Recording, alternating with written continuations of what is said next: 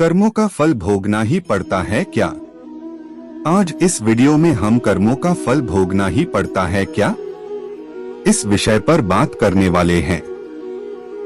क्योंकि इंसान ही अच्छे और बुरे कर्म करता है, पशु अच्छे और बुरे कर्म नहीं करते। तो वीडियो लास्ट तक जरूर देखें और आप हमारे चैनल पे नए हो तो चैनल सब्सक्राइब करें और वीडियो को लाइक शेयर करें। तो चलिए वीडियो को शुरू करते हैं। हमें अपने कर्मों का फल अवश्य भुगतना पड़ेगा, चाहे देर हो या सवेर, कर्म सिर्फ हमें भुगतने ही पड़ेंगे। इसलिए कर्म करने से पहले एक बार अवश्य सोचें, क्या मैं यह सही कर रहा हूँ? अगर कर्म करने से पहले अच्छे से सोच ले तो शायद हम बुरा कर्म करने से बच सकते हैं। अगर आपने अपने आप को बचा लिया तो सजा से भी बचा लिया। आपने बुरा कर्म कर लिया तो एक न एक दिन भगवान अवश्य सजा देगा। इस जन्म में नहीं, अगले जन्म में ही कर्मों का फल भोगना पड़ता है। श्री कृष्ण जी ने भी गीता में कर्मों को ही सबसे उत्तम बताया है, क्योंकि कर्म ही हमारे भाग्य का निर्माण करते हैं। अगर हम अच्छे कर्म करेंगे तो हमारे साथ अच्छा होगा, अगर हम बुरे कर्म करेंगे तो हमारे साथ बुरा ही होगा। भगवान की न्याय व्यवस्था बहुत ही ज्यादा सुदृढ़ है। कर्म का फल अच्छे कार्य करने वाले को अच्छा और बुरे कर्म करने वाले को बुरा फल अवश्य ही भोगना पड़ेगा। भगवान के पास देर भले ही हो जाए मगर अंधेर हो ही नहीं सकता। जिसको आप देर समझते हैं वह देर नहीं है। प्रभु ने प्रत्येक कर्म के फलित होने का समय पहले से ही निर्धारित कर रखा है। समय से पहले या पीछे फल की प्राप्ति नहीं होगी। प्रभु की प्रत्येक रचना, प्रत्येक नियम इतना ज्यादा गहरा है कि हर एक प्राणी उसको समझ या जान नहीं सकता। आज जो कर्म हम कर रहे हैं, परिपक्व होकर उनसे ही हमारे भाग्य की रचना होती है। हमारे भाग्य के निर्माता हम खुद ही है और प्रत्येक मनुष्य को उसके भाग्य के अनुसार उसे फल या कुफल अवश्य भोगना पड़ेगा ही। इस समय हम जो दुख भुगत रहे हैं, यह हमारे ही पिछले जन्मों का या इसी जन्म के हमारे किए गए पुण्यों या बुरे कर्मों का, पापों का फल है। प्रभु को दोष नहीं देना चाहिए। भगवान का एक विधान यह है कि हमारे कर्म, विचार और भावना को अनुसार ही हमें सुख या दुख की प्राप्ति होगी और वह सुख या दुख हमें खुद को ही भोगना पड़ेगा। मनुष्य के कब किए हुए पाप का फल कब मिलेगा, इसका कुछ पता नहीं। भगवान का विधान विचित्र है। जब तक पुराने पुण्य प्रबल रहते हैं, उग्र पाप का फल भी तत्काल नहीं मिलता। जब पुराने पुण्य खत्म होते हैं तब पाप की बारी आती है। पाप को भोगना ही पड़ता है, इस जन्म में भोगना पड़े या जन्मांतर में। इस लोक में जो दंड भोग लिया जाता है उससे थोड़े में ही शुद्धि हो जाती है, नहीं तो परलोक में बड़ा भयंकर दंड भोगना पड़ता है। मगर सत्संग दंड को कम करा सकता है या फिर कुछ प्रसाद के रूप में भी दे सकता है। अपने दुखों को हंसन हंसन कर झेलो या रोकर झेलो, यह हमारे कर्मों का फल तो हमें अवश्य भोगना ही पड़ेगा। फिर रोकर क्यों झेले? रोने से कष्ट दुगना हो जाता है और हंसते हंसते रहने से आधा हो जाता है। जिस दिन पाप कर्म हो जाए तो अगले दिन उपवास रखो, यह एक उत्तम यह कर्म भूमि है। कर्म तो करना पड़ेगा, कर्म नहीं करोगे तो पाप चढ़ेगा। जैसा कार्य कर्म होगा वैसा ही फल भी भोगना पड़ेगा। फिर दुष्कर्म क्यों करे?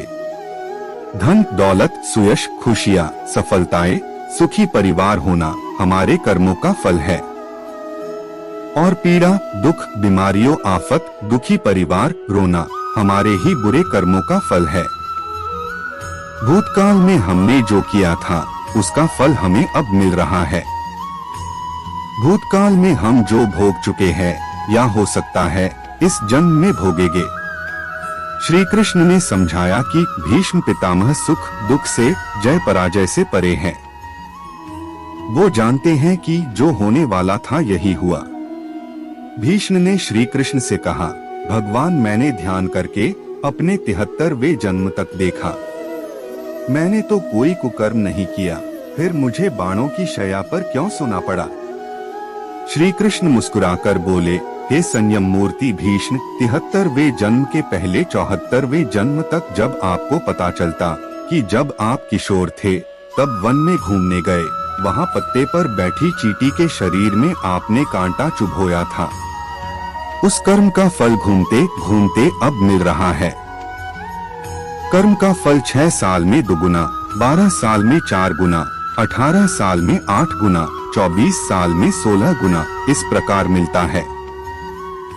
इसलिए जब आप कर्ता होकर कर्म कर रहे हैं तो सोचे लें कि इसका क्या फल होगा। धृतराष्ट्र ने भी श्री कृष्ण से अपने कर्मों का हिसाब किताब पूछा। मैंने ऐसा क्या कर्म किया कि मुझे अपने ही बेटों की मृत्यु का शोक मिला? मैंने अपने 100 जन्मों तक पीछे देखा है, लेकिन ऐसा कोई कर्म मैंने नहीं किया। श्री कृष्ण ने अपने योग बल से धृतराष्ट्र ने देखा कि ये एक राजा थे और वो स्वादिष्ट व्यंजनों में खोए रहते थे। बिना विचार किए जो सामने आ जाता खा लेते थे। इनाम भी दिया। एक दिन रसोइये ने हसन के 100 बच्चों का मांस बनाकर एक एक करके राजा को खिला दिया। श्री कृष्ण ने कहा, धृतराष्ट्र जी, आप स्वाद में अंधे हो गए, तभी आप इस जन्म में अंधे बने।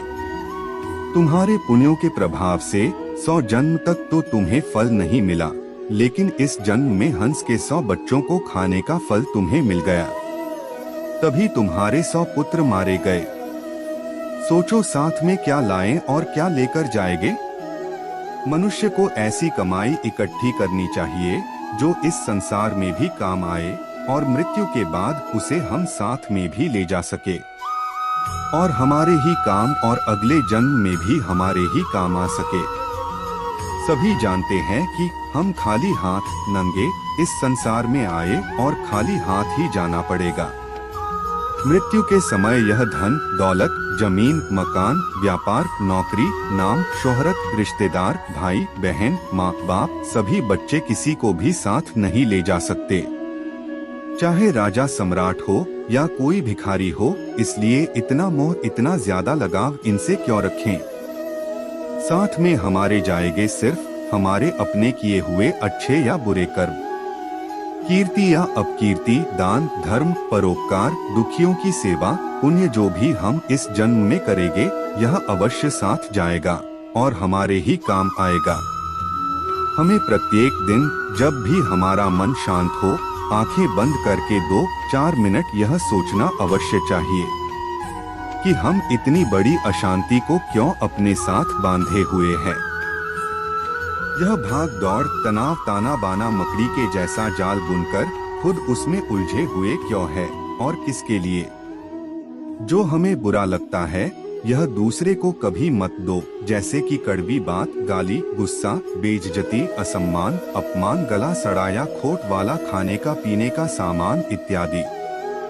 जो चीजें हमें अच्छी लगती है वह दूसरों को जरूरतमंद को बिना मांगे भी दो, जैसे कि आम, लक्ष्मी, मीठी बातें, सद्व्यवहार, सम्मान, खाने पीने के अच्छे अच्छे बढ़िया सामान दोनों हाथों से बांटो, लूटा दो, परोपकार करो, दान धर्म करो। संतों ने कहा भी है, जो कुछ तुम समेटते हो यह तो सपना है, जो लुटा रहे हो यो केवल अपना है।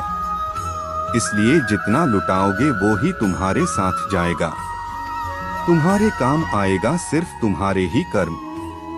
याद रखो कि संसार की किसी भी वस्तु से मनुष्य का स्थायी संबंध नहीं है। यह शरीर, मकान, रुपए, पैसे, जमीन जायदाद, स्त्री, पुत्र, परिवार, बांधे, मित्र, दोस्त कोई भी साथ रहने वाला नहीं है।